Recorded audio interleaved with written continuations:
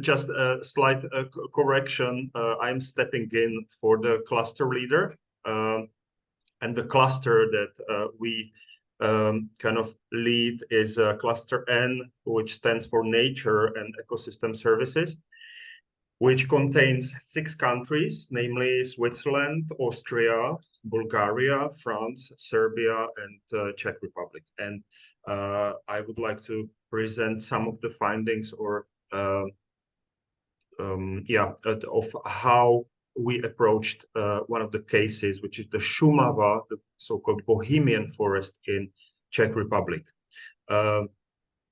So Šumava mountain region, which is the referential area that we were studying for Czech Republic, located in southwest area of the Czech Republic, in the border with Germany and Austria, and it's called the Green Roof of Europe, heavily forested, and the national park dominates this area. It's very it has very unique ecosystems, as has most of the regions from the clusters. Yes, this is the identification. I think because of lack of time, I will just quickly wrap up this slide, which is just indicating that the area was very much contested from the historical perspective, and was dominated by the German population up until 1947, and then interestingly, and this will be important for the story later, during the communist era, because of the region was very unattractive from the agriculture point of view. During the communist era, the party had to create, let's say, artificially cooperatives, basically forced people to work there. And after trying many different approaches how to cultivate the area, at the end they came up to the conclusion that the only solution for this area is to keep it as a natural protected area with introduction of animals or animal grazing. And because of this story, as we will later see, the ownership of the land is completely different compared to the rest of the Czech countryside or Czech agriculture land. It's heavily dominated by several, only very few actors in the area, unlike in the rest of the Czech Republic or the mountain areas in the Czech Republic. And I should also mention that the unique biotopes are there also because there is strict or limited access of people to the center of this area.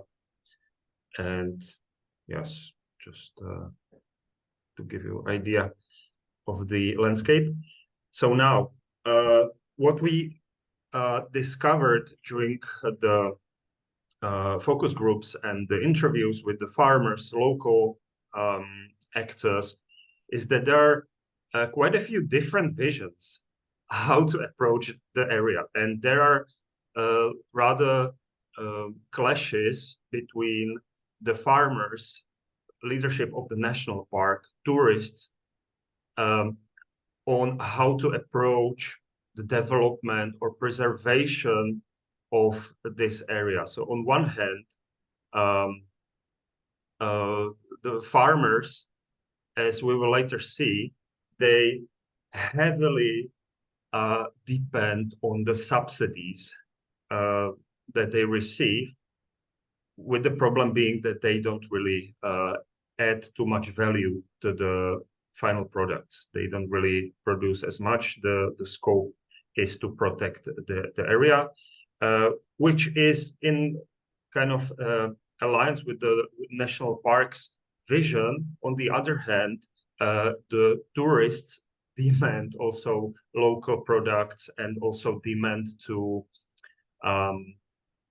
basically get access to as much of the national protected area as possible. And this is very much in clash, these different interests. I think I might skip this one. What we identified for this region as the main threats was drought. As Mar mentioned, this is the common denominator for practically all the 23 regions. Drought is #1 issue or threat, followed in our case by demographic changes, followed by inflation, energy prices, and changes in the subsidy system. In overall, in our case, the environmental threats are less serious than in other clusters. There is different threat in this context, and that's the idea that farmers are stabilized. And this is I'm coming back to the Mars presentation about vulnerability and adaptive capacity, that the farmers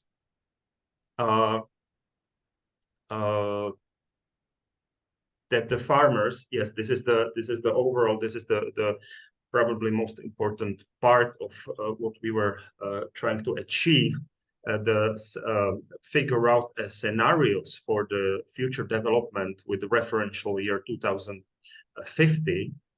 And what we identified was one of the scenarios that there will be more and more emphasis on the protection of the natural resources by the national park.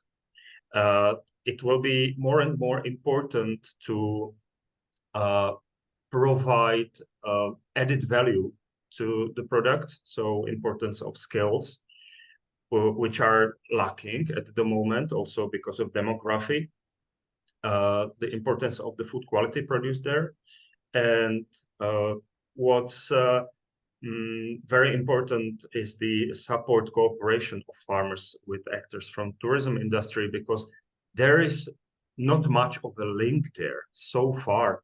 And what we kind of discovered was that the added value in terms of the organic production, majority of the farms are certified organic. They produce high quality meat, but they are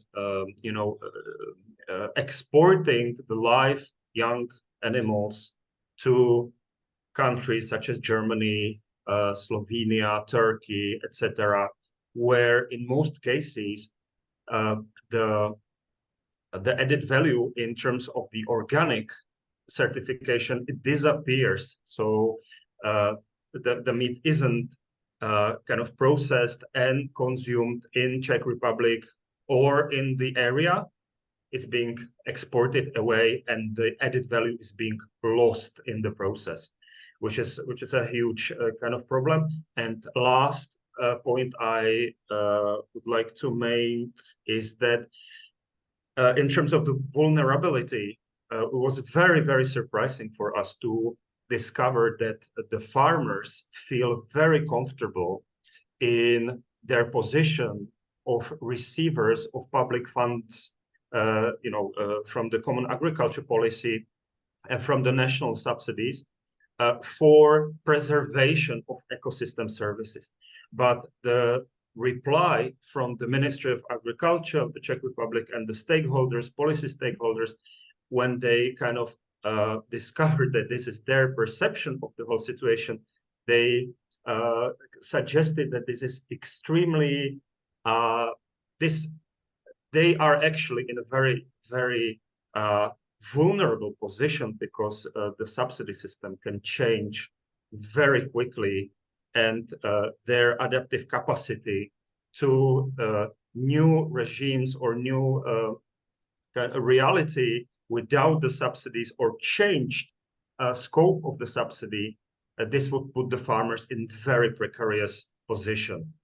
So to wrap up, what we found out is the clash of interests between the actors, the farmers, national protected area, and the tourists. And also we discovered that the vulnerability of the farmers is fairly high, and their adaptive capacity is relatively low, specifically because of the threats such as demographic changes and lack of skilled personnel for the processing of or adding value to the raw product. So this is in a nutshell. I hope I was still in time.